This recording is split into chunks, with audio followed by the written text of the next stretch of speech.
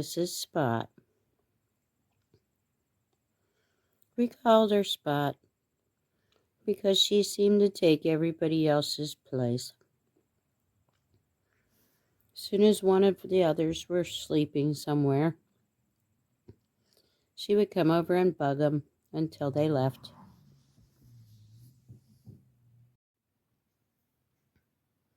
And this is Piggy. She got called Piggy because she came out and stood in the food bowl. Wouldn't let anybody else in. And now she's the smallest one here.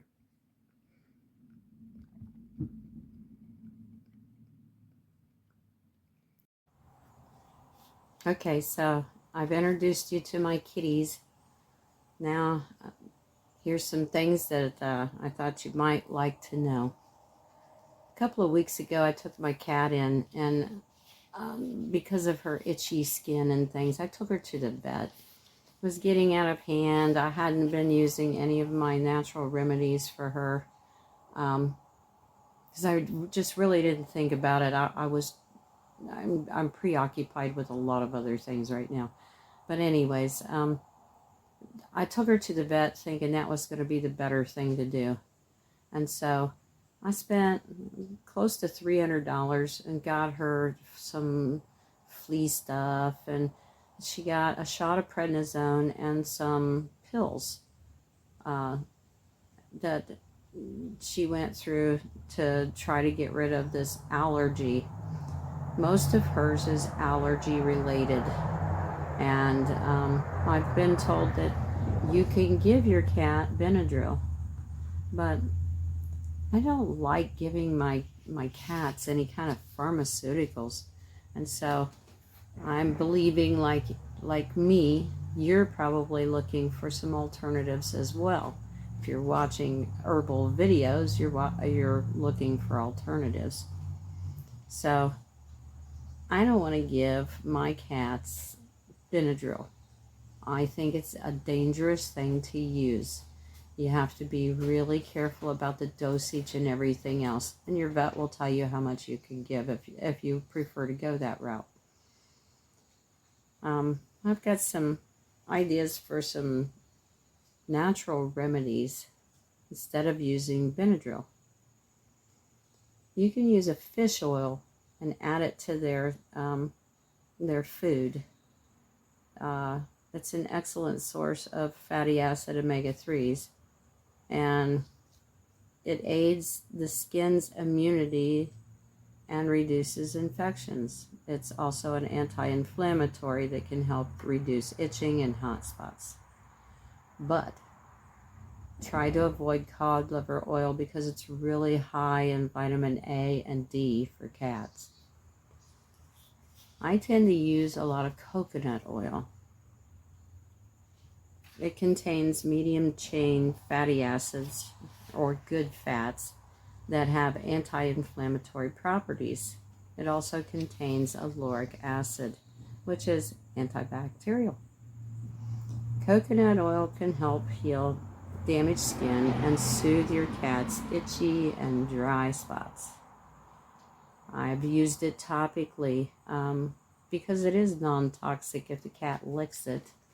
In fact, I keep a small bowl of it on the heater vent in the house because Ballsy does like to eat it. She goes and she'll lick whatever she feels like she needs, and she helps keep her fur soft that way. I've rubbed it all over her and down into her skin because she lost some big patches of fur. Now, you can also give them, acidophilus. It's a friendly bacteria that helps regulate immune and digestive systems. These systems, when they're working right, can help your cat with any kind of allergies. And so give her a little bit of that kind of stuff too. If she has food allergies or stomach problems, it can help with resetting the bacterial populations in the gut and provide them some relief. Diet changes are probably a big thing for cats. If they have too much in the way of junk food, they start having problems. I've noticed that with my cats. And they suggest that you go see your vet and talk to them.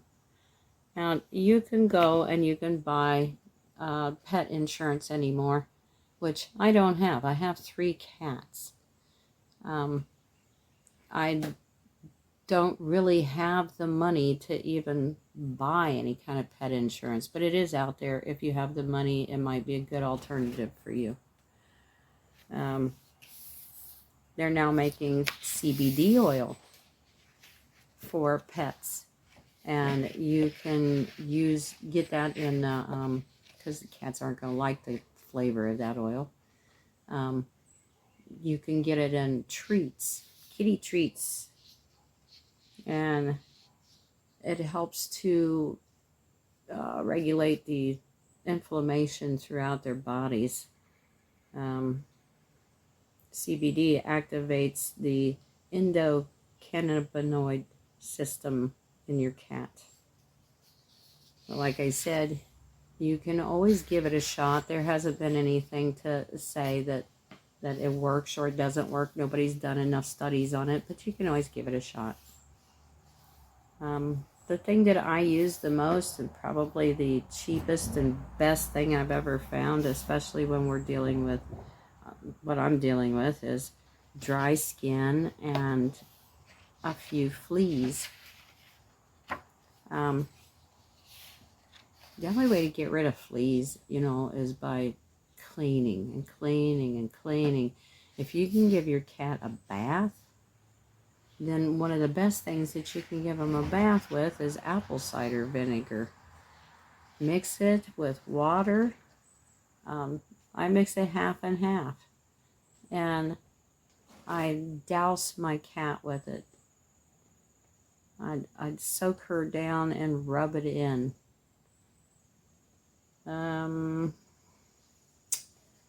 It says to use a paper towel to put it on. Like I said, they don't usually like the spray bottles, but I have been just holding her down, spraying her, rubbing it into her fur. She gets really mad at me and she'll disappear for a few hours after I do it, but it's important. It makes her skin softer, and her fur is unbelievably soft, and it comes back in so nice. Right now, with all the itching from this, she's losing patches of fur and started looking like she had mange, which is why I took her to the vet. When it gets that far out of control, you really need to do something strong, and that's what I was trying to do. But what I found was the prednisone, the shots, and the vet's visit have not done anything. If you mix the apple cider vinegar and put it on your cat, it not only makes them soft, but fleas will jump off of them. Once they're off of them, just sweep your floor. Take the sweeper outside, empty the bag right away, get rid of it because it's filled with fleas. But you have to stay on top of it. Sweeping it once a day, spraying your cat down. I'm at the point now where I'm spraying her every other day because she's getting much better. Her skin feels nicer. Some herbs that are really good to use on cats, not only catnip, which is a stimulant, but as a stimulant, they only run around for a few minutes, and then they'll lay down. It calms them and relieves their anxiety, reduces their stress, and they'll lay down and go to sleep. You can use a valerian, but you really have to watch how much you give. A lot of herbalists will tell you that you can use as much herbs as you want, and it won't hurt you. I've been hearing this a lot from a lot of master herbalists. This is not true. Anything in excess can hurt you. It can kill your pets.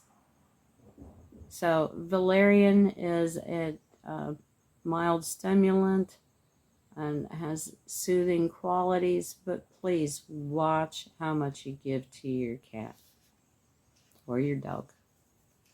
You can give them mint, a cat mint, and it's supposed to be good as a breath freshener.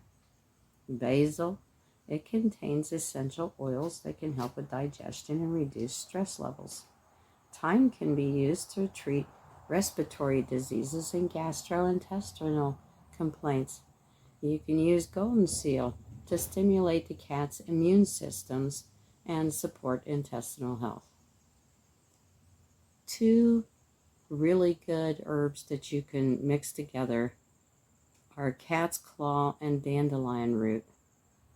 When you make a tincture out of it, it can really help the cat with the itching, especially ones like Ballsy that this itching is from an allergy of some sort.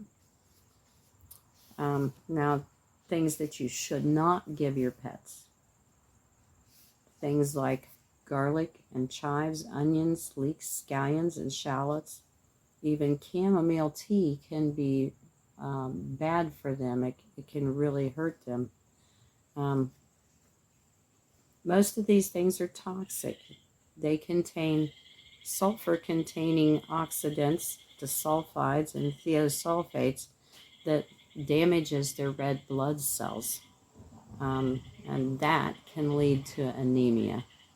Anemia is, the vomiting, diarrhea, reduced appetite, dehydration, makes them lethargic, pale gums, elevated heart rate, increased respiratory rate, weakness, and exercise collapse. These are all signs of anemia.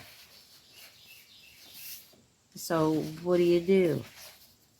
Well, there's natural flea sprays out there that you can buy that are non-toxic to your kitties. But one of the best things I've ever found is the apple cider vinegar and water mixture. I have read that if you add about a tablespoonful of dish soap to a mixture of half water, half apple cider vinegar, that the dish soap will actually dry out the fleas and kill them. I have a tendency to spray this all over my house and let it sit dry. Once you spray your cats down, the apple cider vinegar does not kill fleas, first off. But it will make them get off of your animals. They will jump off and onto the floor. Then you sweep, and you really do a good job of sweeping, but as soon as you're done sweeping, bring the sweeper, the bag, everything outside, empty it outside, and because that's where all the fleas are going to be. Just get rid of it and throw it all in the garbage and keep that up. I probably sweep once a day. Try to do the apple cider vinegar once every other day, because my cats they will run away and hide. But anyways, those are some natural remedies, and I hope it helps you as much as it has me. Thanks for watching.